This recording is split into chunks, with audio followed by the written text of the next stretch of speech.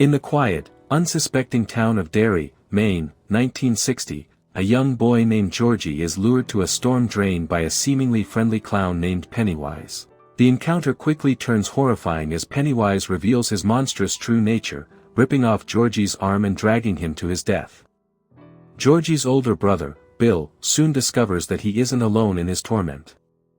6 other outcast children, the Losers Club, are also being terrorized by the same malevolent entity. There's Ben, the intelligent, overweight dreamer, Eddie, the asthmatic boy stifled by his overbearing mother, Beverly, who endures an abusive home life. Richie, the quick-witted joker, Stanley, the meticulous Jewish Boy Scout, and Mike, the African-American outsider. Beyond Pennywise, they also face the relentless bullying of Henry Bowers and his cruel gang.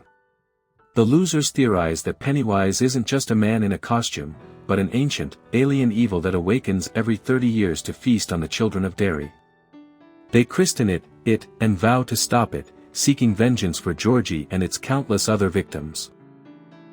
Their quest leads them into the labyrinthine sewers beneath Derry, where it dwells.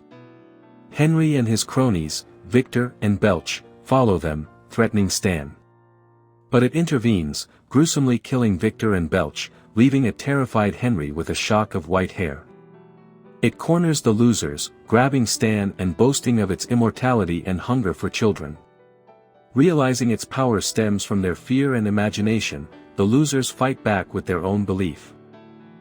They melt its face with imaginary battery acid, and Beverly lands a critical blow, smashing a hole in its head with a silver projectile. Wounded, it retreats. The 7 make a solemn pact: if it ever returns, they will too. Henry, meanwhile, is arrested and institutionalized after falsely confessing to the murders it committed. 30 years later, in 1990, Mike, now a librarian and the only loser still living in Derry, hears news of a young girl's mysterious death. The pattern is unmistakable. Pennywise has returned. Mike calls his friends, reminding them of their sacred vow. The losers have scattered. Bill is a successful horror novelist married to actress Audra Phillips, Ben is a respected architect, Beverly, a fashion designer, is trapped in an abusive marriage with Tom Rogan, Richie is a popular late-night comedian, Eddie owns a limousine service but remains tied to his mother, and Stan is a real estate broker. 5 agree to return. But Stan, unable to face the horror again, takes his own life, writing "IT" on his bathroom wall in blood. The remaining 6 arrive in Derry, each haunted by Pennywise's chilling manifestations. They reunite for a tense dinner, where it continues its psychological assault, before learning of Stan's tragic end.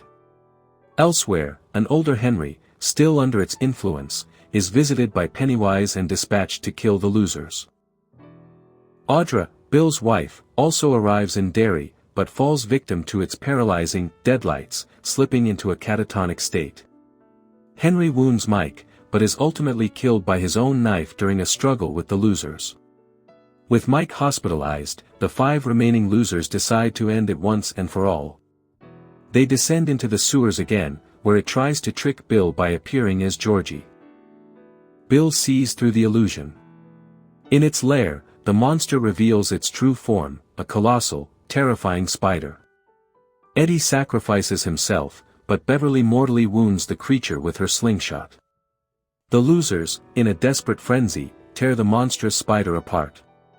They carry Audra, still catatonic, and Eddie's body out of the sewers, burying Eddie in the Derry cemetery. Their vow fulfilled, the losers finally go their separate ways, free from its torment.